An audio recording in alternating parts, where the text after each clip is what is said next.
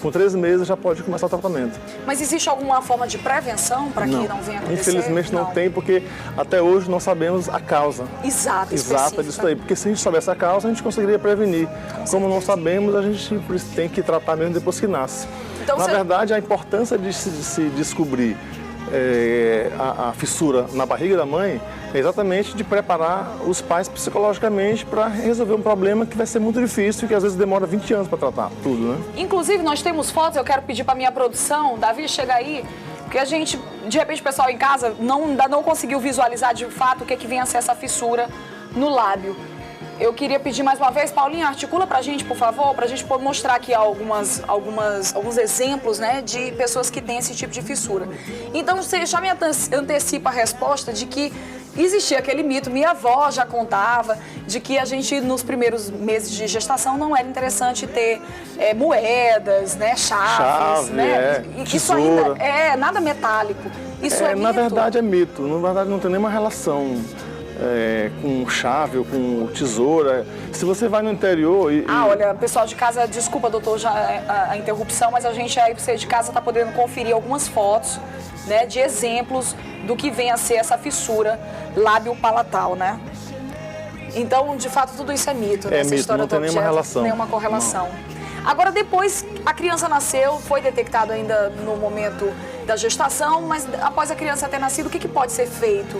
Dependendo do tipo de fissura, se for no lábio, ela já pode fazer a cirurgia com 3 meses de idade. Certo. Né, que é a época certa, que é o protocolo que é concebido lá no centrinho de Bauru, que se faz com 3 meses o lábio. Se tiver envolvimento do palato, se tiver fissura no palato, se faz com 1 ano e meio. O palato já inclui já a parte mais interna. A parte óssea mesmo, lá dentro do céu da boca, como é. Pressupõe que seja mais difícil você fazer mais difícil porque envolve problemas de fala. O paciente que tem fenda no palato não consegue falar direito, fala pelo nariz, com aquela voz hipernasalizada. Nossa. E isso aí, às vezes, se a cirurgia não for bem feita, ele não consegue voltar a ter a fala normal, como teria que ser. Então, a cirurgia de palato é uma cirurgia muito importante porque devolve a função de fala. De fala, né? E vai fazer com que aquela pessoa não só tenha uma qualidade de vida melhor, como até uma questão estética. É questão estética e funcional, porque as pessoas habitualmente têm um certo preconceito com uma voz fina, uma voz hipernasalizada. E se você não devolve essa função normal para a criança, ele vai ser discriminado entre os colegas, não vai ser incluído na sociedade. Com certeza. Porque ele já nasce com um problema, quando ele começa a falar as primeiras frases, ele já vai ter aquela discriminação e um problema psicológico. Com certeza. Então a gente tem que tratar o paciente com fissura como um todo, não é só fechar o lábio. Eu já ouvi muita gente dizer, vamos fazer um mutirão para tratamento do lábio, fechar o lábio. Só que o fissurado não é tratar só o lábio, você tem que tratar a cabeça, tratar o lábio, tratar o palato, tratar a fala, tratar a mastigação. Todo um contexto, todo um contexto, não é só uma coisa.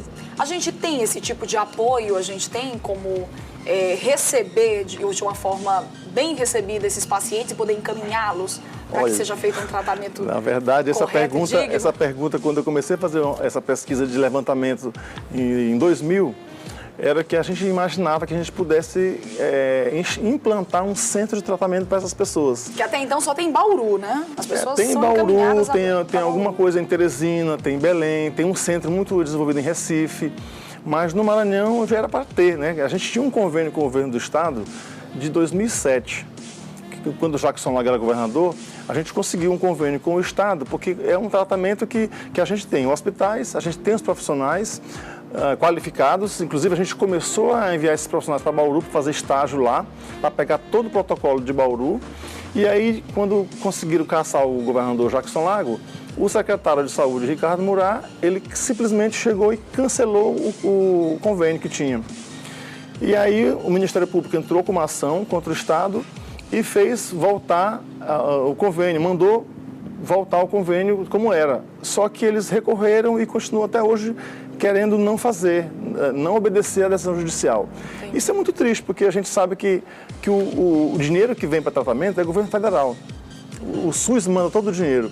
A estrutura hospitalar a gente tem, Profissionais tem. O que falta é boa vontade. A demanda tem. A demanda tem demais. Só aqui no Maranhão a gente tem uma média de 14 mil pacientes com fissuras. Nossa!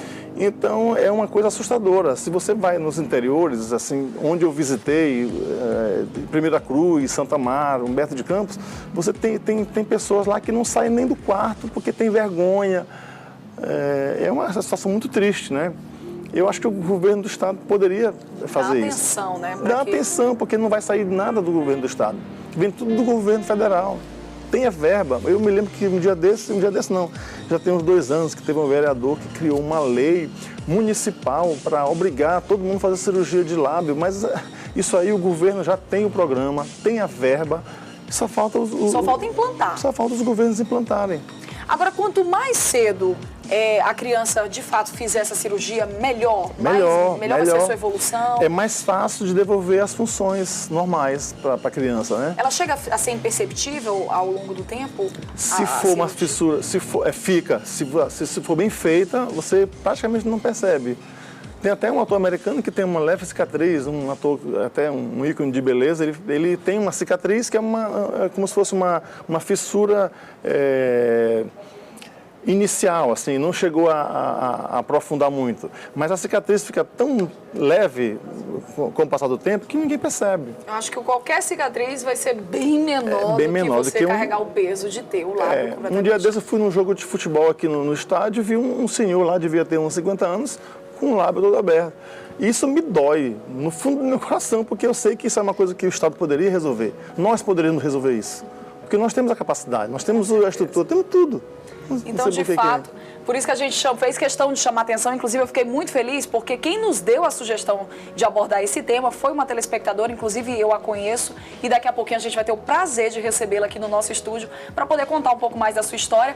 O marido dela já teve essa malformação, o filhinho também ainda bem pequenininho nasceu com a mesma malformação, então acho que é um assunto interessante. Inclusive tem municípios aqui do nosso Maranhão que tem assim um índice altíssimo, inclusive nem se sabe por quê, né?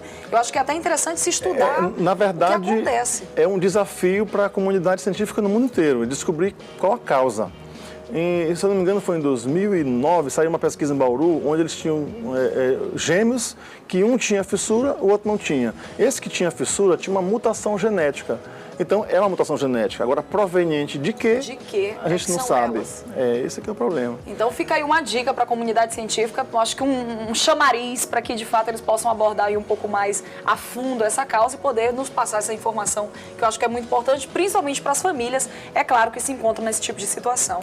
Doutor... E, por enquanto, só pedir, assim, encarecidamente, que a governadora do estado se sensibilize, né, com essa situação, porque é muita gente precisando, né, desse tipo de tratamento. E, infelizmente, a gente não tem. Saúde já, né? Obrigada, doutor. Obrigada pela sua presença também aqui junto com a gente. Vamos fazer o seguinte, você aí do outro lado pode participar aqui junto comigo, é só acessar a nossa fanpage, facebook.com/programa.chegaí. Vai lá, participa, dê o seu alô, sua sugestão. Você, inclusive, já que nosso bate-papo hoje está sendo a respeito disso, da fissura lábio-palatal, você aí que de repente está vivendo alguma situação similar, conhece alguém na família, algum amigo, tem alguma dúvida, participa junto com a gente, que se tiver tempinho, se a gente ainda estiver aqui com a presença do doutor e com a família que vive uma situação dessa, a gente pode, com certeza, contribuir com muita informação para você. Participa lá que a gente volta já já. É 1 minutinho, nosso Chegar Aí volta daqui a pouquinho.